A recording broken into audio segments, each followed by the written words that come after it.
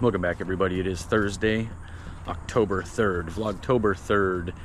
And yeah, morning time, sun finally came out and burned through the fog and stuff.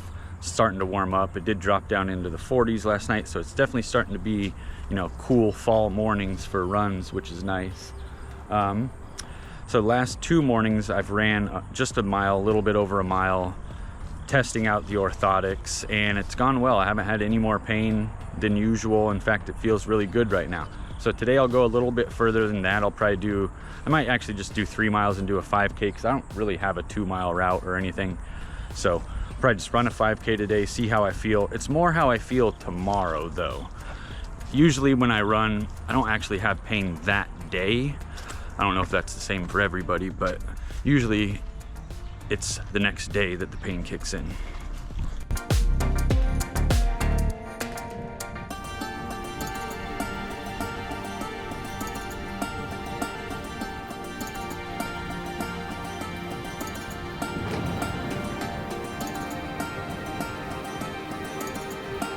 Well, I'm doing an absolutely terrible job at keeping my pace low intensity. I just looked down and I was doing 8:35 and my pace for that last mile was 8:43. So now I'm back down to at 9:15 right now. I really got to drop it down to 9:30.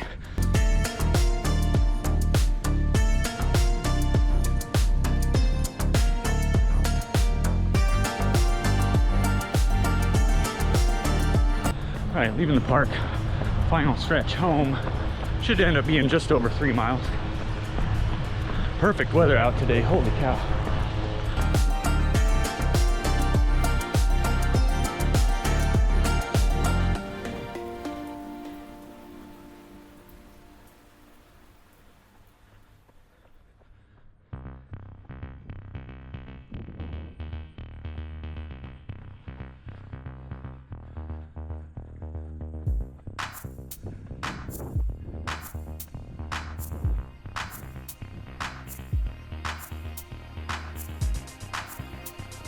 Red bell pepper is actually almost done. It's just got a little bit of green left on the bottom there.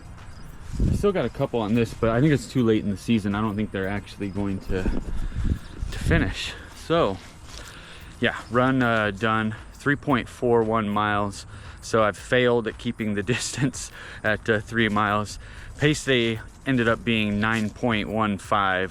or 9 minutes 15 seconds per mile, so I ended up having to slow it down quite a bit that last mile just to reach that.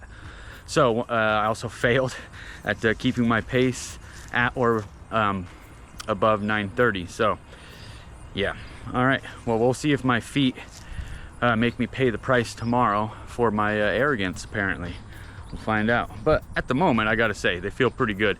The insoles though, man, they moved around a lot when I was running like 5K.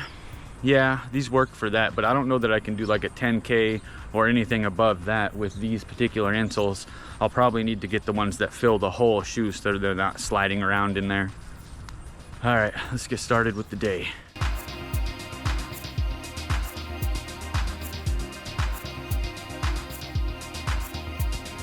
All right, we're gonna try one of these No Cow Mighty Treats, dairy-free marshmallow crunchies, 7 grams of protein. It's only 90 calories though. It's actually not many calories. Probably end up having to eat a couple of these. They are pretty small, as you can see. I mean, here is my finger for comparison, and I've been told I have the hands of a child. So, yeah.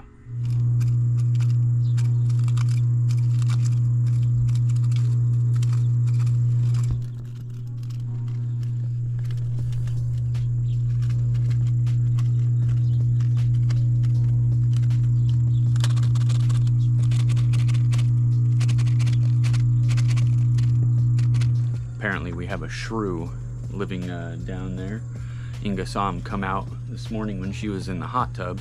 We actually did have a shrew before that lived underneath the hot tub, but this neighborhood ruffian cat named Thanos came into our yard and like grabbed it and killed it right in front of Inga. It was pretty crazy stuff, and Thanos took off at that point. But yeah, so now we have a new one apparently.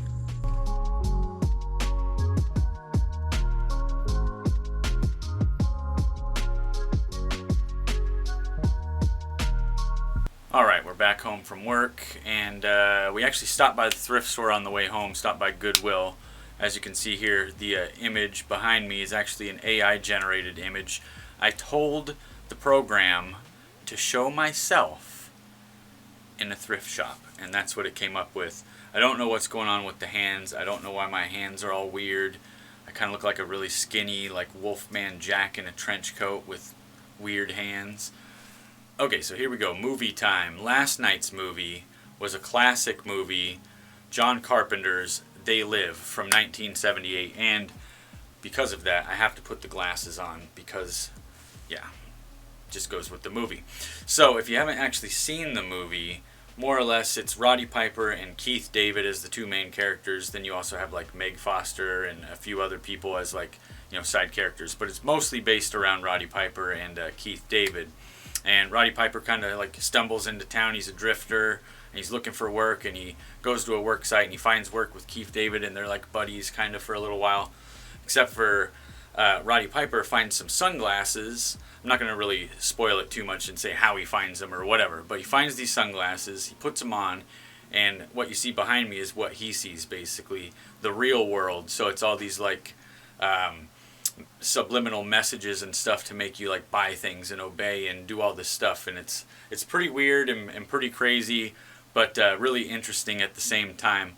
The movie itself's actually definitely worth watching, especially if you haven't seen it before. I will say, like, there are parts where it kind of drags on, like the fight scene, the big fight scene between Roddy Piper and Keith David towards more of the end of the movie.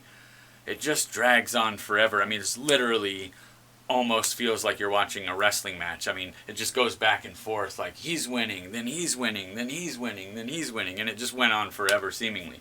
That aside, I am still going to give the movie 4.2 out of 5 stars. It's definitely worth watching. Okay, now tonight's movie is one of Inga's picks. I don't know anything about it except for I think it's new. I think it actually came out this year. It's called Lisa Frankenstein. So stay tuned tomorrow. We'll have some info on that. All right, we've made it to dinner. Very simple dinner tonight. Just some jasmine rice, lots of peanut sesame tofu. We got some green beans in there and some Brussels sprouts. Yeah, I'm going to smash this down and watch the movie.